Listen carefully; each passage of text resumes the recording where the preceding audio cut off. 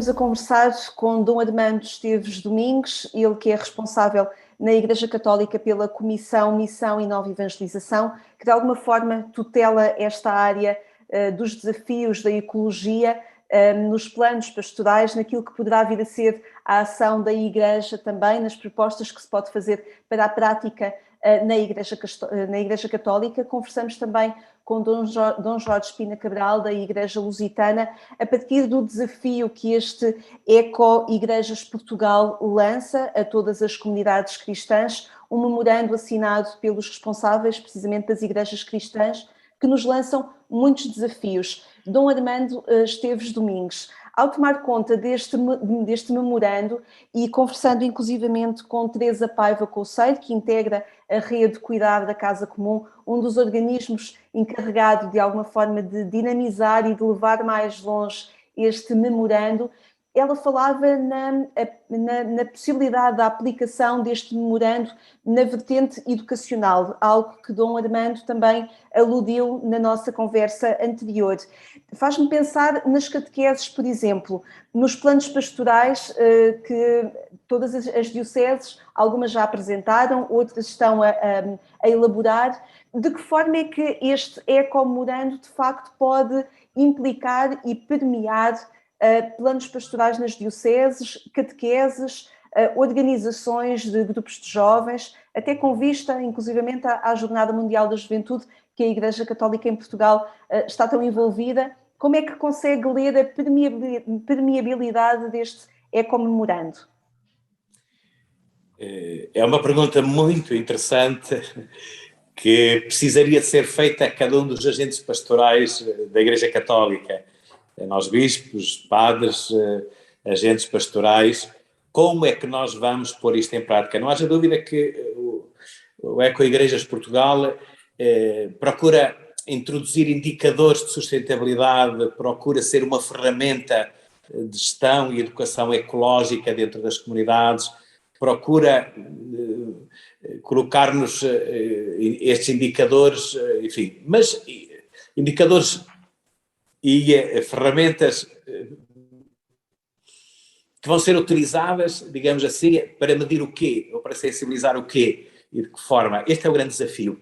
Claro que também a Rocha continuará a desenvolver propostas a fazer, porque não vamos pôr cada comunidade a inventar critérios, mas precisamos decididamente de colocar no âmbito das nossas programações pastorais, seja de quem faz agora os novos, quem está a refletir sobre os novos percursos catequéticos dentro da Igreja, ou nós, neste momento, somos capazes de introduzir isto, quer na nossa discussão, porque mesmo se forem belas propostas, se não tiver bons executores e que não pense nos destinatários, porque é sempre muito importante, nós temos uma mensagem que é o Evangelho que nunca muda, mas temos destinatários que mudam sempre, portanto, a época mudou e os destinatários mudam sempre, e também precisamos de pensar em métodos que vão mudando,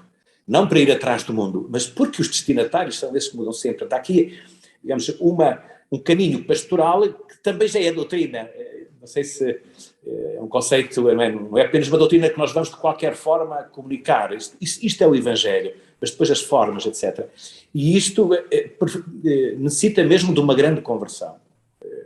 Quer dizer, de uma grande capacidade de criar estes laboratórios de reflexão, de criar também estes laboratórios de experiência com crianças, com jovens, com os adultos, onde esta questão da ecologia integral seja decididamente integrada, não como algo de poético, como nós, se calhar até há pouco tempo, víamos esta questão da natureza, do ambiente, dos animaizinhos, não é? Pronto, faziam-se poesias, a gente vivia no meio de um paraíso sem dar conta. Agora, quando o vimos ameaçado, quando já aqui desequilíbrios foram rompidos, estamos a estragar o mundo, até já estamos a ver a vida ameaçada, portanto, não pelos medos, mas de uma forma positiva, nós temos que redirecionar a nossa reflexão, colocá-la em programas e termos executores a pensar nos destinatários. Nesta geração, que somos ainda novos nós todos, mas que sobretudo dos mais novos, é interessante às vezes ver crianças a dizerem aos mais velhos, até aos pais, tu não podes fumar, porque tu vais morrer. Portanto, estes conceitos e valores que se procura introduzir, até através da educação, é muito bem. Agora, nós temos que transformar também em pensamento cristão e fazer com que ela não desapareça porque a criança cresceu.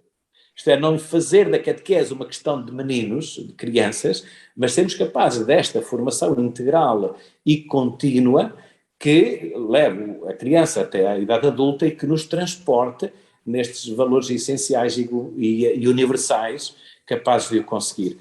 Mas, se calhar, concluir que estes desafios se colocam a todos, não é?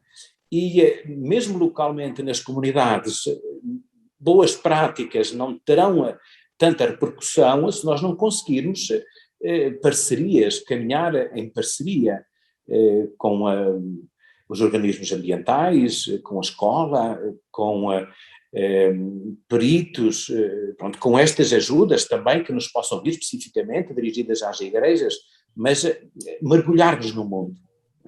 Porque este memorando, Dom Jorge Pina Cabral, não é um memorando institucional. Ele quer descer à prática. Falávamos sobre o plano individual e o plano institucional, o plano coletivo, nas práticas que se querem ter ou que se querem propor e que querem, de alguma forma, criar escola no mimetismo social, não é? De transformação.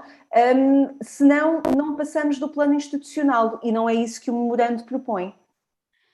Não, o memorando realmente é um memorando de linhas gerais, orientadoras, para depois, aos diversos níveis das igrejas, ser colocado em prática e havendo aqui realmente alguns princípios que, fruto da prática da organização Arrocha, porque, por exemplo, no Reino Unido, são muitas já as igrejas que seguem este memorando da ecoteologia há vários anos e também em França. Ora, o que é interessante nós percebermos é que este memorando abrange várias áreas, digamos assim. Em primeiro lugar, a área, podemos dizer, da sustentabilidade, que é verificar de que modo o dia-a-dia das comunidades, o dia-a-dia dos próprios edifícios é ou não sustentável, o que é que tem que ser mudado.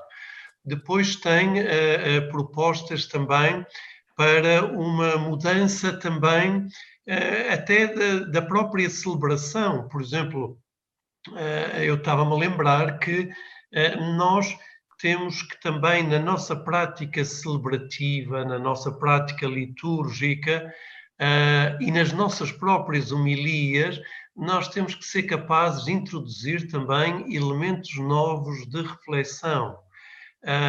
E temos que, por vezes, sair, por exemplo, de uma homilia muito virada apenas para a pessoa humana, ou para a salvação da pessoa humana, e que descura por vezes que essa salvação só pode ocorrer em harmonia, em ligação complementar com a própria criação.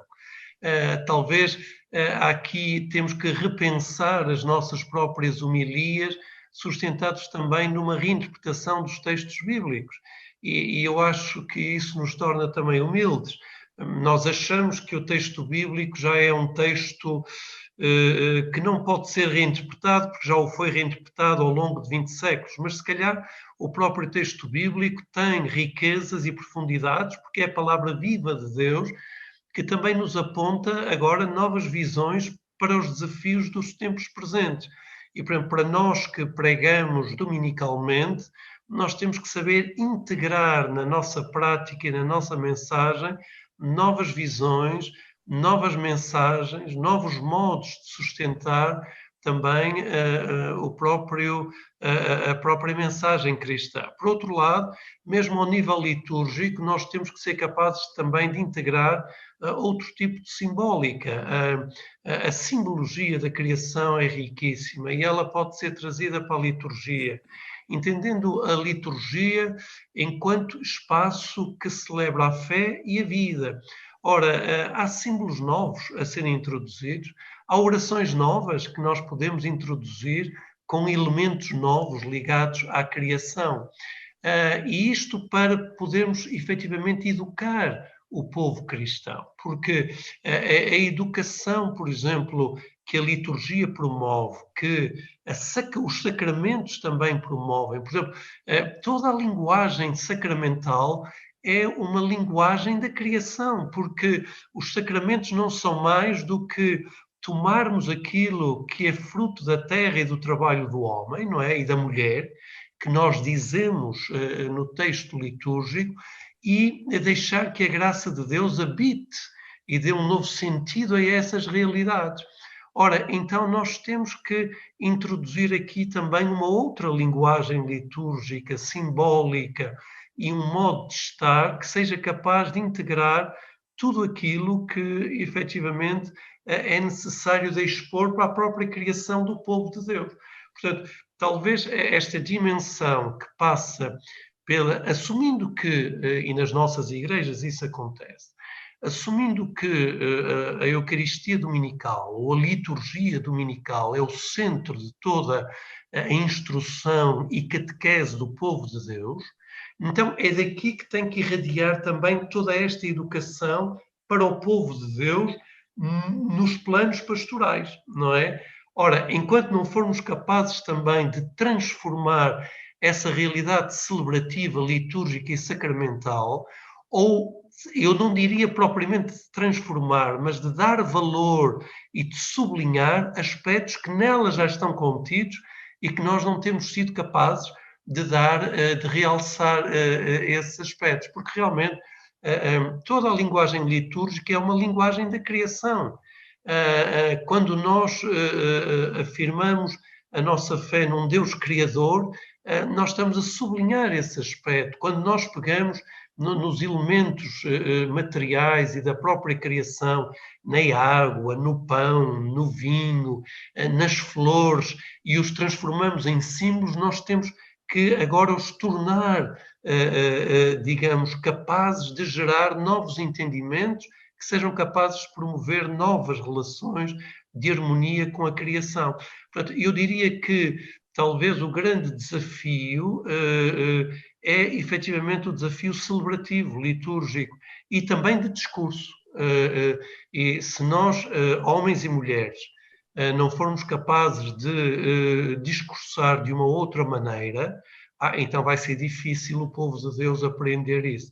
Se calhar temos que pôr mais vezes o povo de Deus a falar e nós, bispos e clero, temos que ouvir mais aquilo que eles têm para nos dizer, mesmo nas próprias celebrações litúrgicas.